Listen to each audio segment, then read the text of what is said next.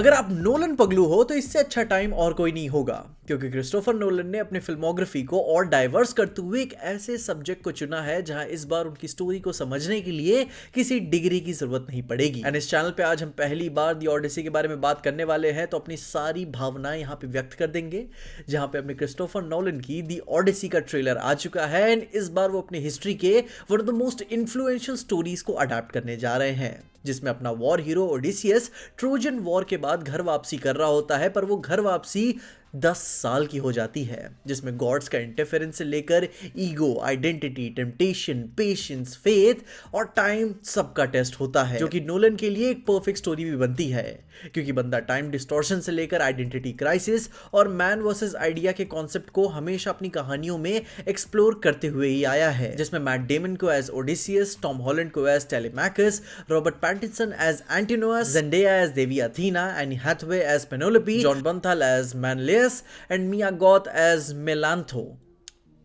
I'm sorry अगर pronunciation इनके नाम के ऊपर नीचे हुए हो, बट ये स्टारकास्ट हमें देखने को मिलने वाली है। एंड यस, इसके बियॉन्ड भी स्टारकास्ट मूवी में बहुत ही पैक्ड है, जिसका बजट रिपोर्टेडली 250 मिलियन बताया जा रहा है। एंड ये दुनिया की पहली ऐसी मूवी होने वाली है जिसे एंटायरली आईमैक्स पे शूट किया जा रहा है, क्योंकि इससे पहले क्या होता था कि कुछ पार्ट शूट हो जाते थे आईमैक्स में एंड देन बाकी मूवी अपने नॉर्मल डिजिटल कैमरा से शूट की जाती थी। मगर this time Nolan is also pushing the boundaries of big picture cinema. पर फिर यहाँ पे मुझे एक बात बड़ी अजीब सी लगी कि अगर मूवी का ओरिजिनल डायमेंशन आईमैक्स है, तो इसका ट्रेलर यूट्यूब पे 35 mm के एस्पेक्ट रेशियो में क्यों डाला गया था? आई मीन आप क्यों ऐसा कर रहे हो? थोड़ा सा डाल ही देते दिखाने के लिए तो क्या ही चला जाता। एंड इंडिया में वैसे भी तो आईमैक्स प्रॉपर है ही नहीं, हमें लाइमैक्स ही देखने को मिलता है।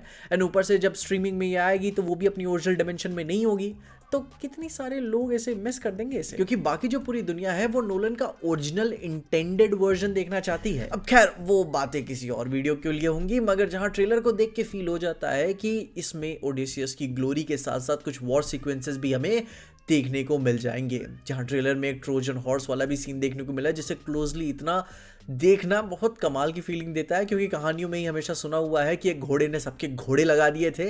एंड जिसमें अगर ट्रेलर में सबसे फेवरेट शॉट की मैं बात करूं तो भाई वो ये वाला था मेरा। I mean dam what a spectacled जैसी फीलिंग आती है। जिसके बाद फिर एक तरीके से उन्होंने साइक्लॉप्स को काफ़ी भयंकर बिल्ड किया हुआ है ट्रेलर में, एंड वो फील हो जाता है कि ओह तौबा, पूरी मूवी का वो एक बहुत ही बड़ा पीक मोमेंट होगा। जैसा उन्होंने दो बार ठहराव देते हुए साइक्लॉप्स को बिल्ड किया हुआ है, हल्का सा ग्लिम्स भी दिखाते हुए और ओडिसियस को एक मोमेंट पे छोटा भी दिखाते हुए, भाई वो मोमेंट होगा जहाँ मूवी पीक कर जाएगी, ऐसा मैं अभी फील कर पा रहा हूँ।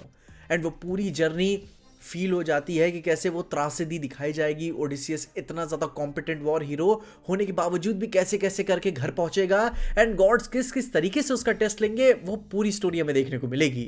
वो ज़ॉम्बी वॉरियर्स से कैसे निकल के ओडिसियस को हॉन्ट करेंगे, कैसे उतने इतना ज़्यादा वॉर एंड सब कुछ जीतते हुए, इतना कॉम्पिटेंट बनते हुए भी कैसे वो सब कुछ अचीव करने के बावजूद भी कैसे एक फेलियर ही है। एंड इवेंचुअली बिना हार माने जब वो घर पहुंचेगा तो वहां भी उसका एक अल्टीमेट टेस्ट होगा कि मैं घर तो आ गया हूं, मगर अभी भी अपनाया जाना बाकी है। बाकी ओवरऑल मुझे ट्रेलर अच्छा लगा। एक सम सॉर्ट ऑफ बहुत ही भयंकर ग्रेविटी सी फील हो जाती है कि भाई ये कुछ बहुत ही सीरियस होने वाला है। इट्स लाइक बहुत ही हैवी ड्रामा फील होता है कि this is the most important thing in the history right now, जो अभी बन के हमारे सामने आई है। एंड नोलन की यही बात तो कमाल की ही है कि वो कहानियों को सुपर इंपॉर्टेंट बना देता है। एंड उसमें एक बहुत ही बड़ा श्रेय जाता है अपना म्यूजिक कंपोजर लुडविग गुरानसन को।